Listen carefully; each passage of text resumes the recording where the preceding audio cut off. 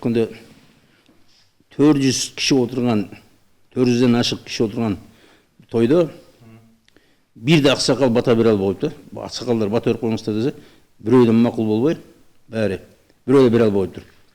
Анан тамада менин кишим бар деп бирөөдү чакырып, анан ал бата берип, анан карасак дейт, сакал жабыштырып дейт. Дедим рас да.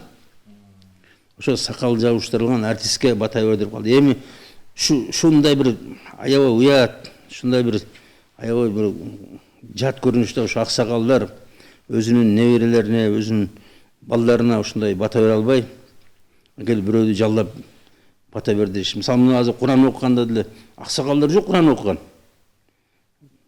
Жалдап бир молдолор окуат, жаш жигиттер окуат.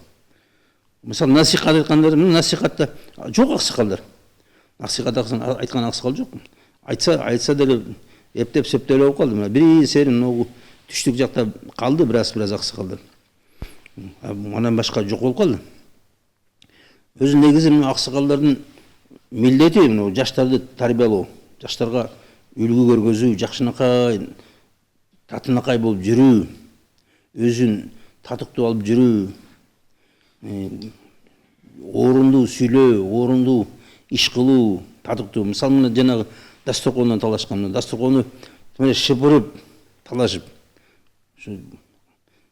Кадымдардан жаман да. Келип ушу дасторконду баары шыпырып, пакетке уруп, анан бири-биринен талашып, мурда алып жууп, анан ортосунда кирип алып, дасторконду төбөлөп жүрдү аксакал. Мына ушу аксакалдардын көрүнүшү тилекке каршы ушундай болуп калды. Же насихат жок, же бата жок. Өткөндө бир эмени көргөзүп атат, эми ал казактык экен. Бата берип коюңуз, сизе алдына жиликтеди коюп, анан ну бата так бата деп туруп, эмне кылып жүрөлү? Алып жүрөлү анда, амин деп коет да. Анан бирөөнө дагы айтып атат, эми дасторконго бата берип коюңуз, сизе бисмиллахир-рахманир-рахим, Аллаху акбар деп койду. Анан тамада таңылат, ой, болду десе, болду дейт да.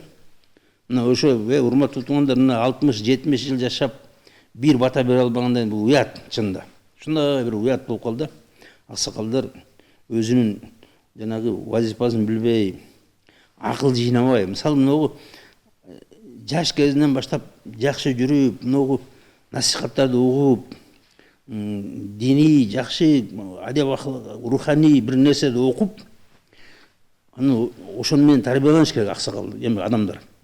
Аксакал болгуча ошо бүйтөрүн билип, ошону анан балдарына, неберелерине дайыма айтып жүрүш керек. Кошуналарга, башка жерге. Аны ошо мына мурда илгери ошо аксакалдар эле тарбиялап койгон, ошондой эч бир ууру эч ким жок болгон. Аны эми социализм болгон жок. Социализмден мурдан келген, мурда ошо андан мурда 1000 жылдап келген ошо тарбия система бар болчу. Ошол жерде аксакалдардын орду чоң болгон. Аксакалдардын сөзү аябай угумдуу болгон, жугумдуу болгон, аябай жакшы мындай чырайлуу, ширин сүйлөгөн да аксакалдар.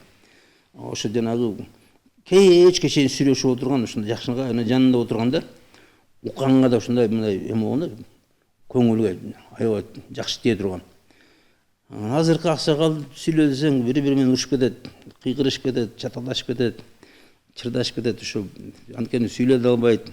Анан сүйлөсө сүйүү жөнүндө сүйлөп чалжырап кетип атат да. Бир жерге бир нече аксакал менен бардык, аксакалдар бата берип койду. Анан барсак, барып өзүнүн сүйүүнү айтып атат, 80-ге чыгайын деп калган киши. Ана аксакал токтосуңуз, уят.